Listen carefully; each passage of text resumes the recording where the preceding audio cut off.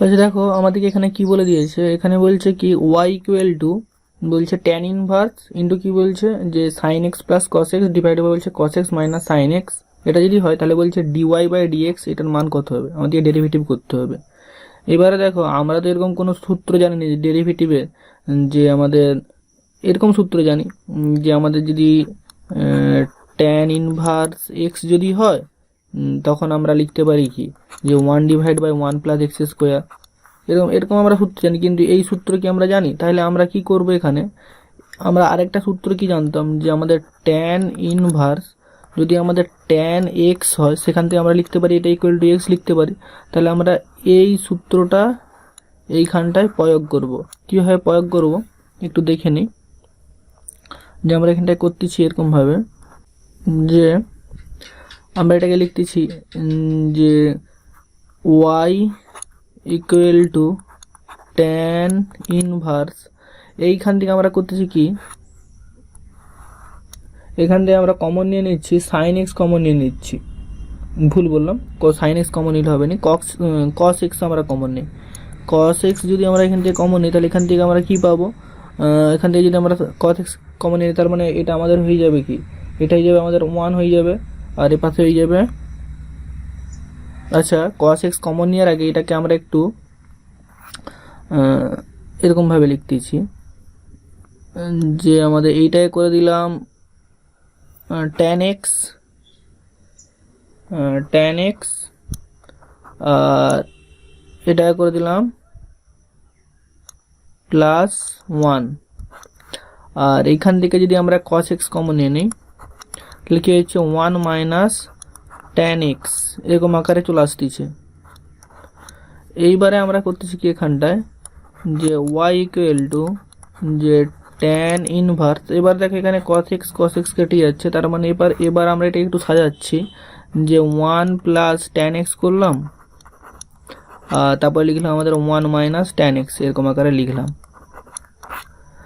এইবারে y equal two যে tan inverse, এখানে দেখো ওই 1টাকে লিখতে পারি কি, আমরা 1টাকে লিখতে পারি যে আমাদের tan পাই বাই 4, যে tan পাই বাই 4 এর মান 1 হয়, তারপরে প্লাস লিখলাম আমাদের tan x, তারপরে লিখলাম 1 মাইনাস, দেখো tan পাই বাই 4 এর মান 1 হয়, তাহলে আমরা এখানে একটা লিখে দিই tan পাই বাই 4 ইন্টু লিখলাম আমাদের tan x এরকম আকারে আমরা লিখতেই পারি।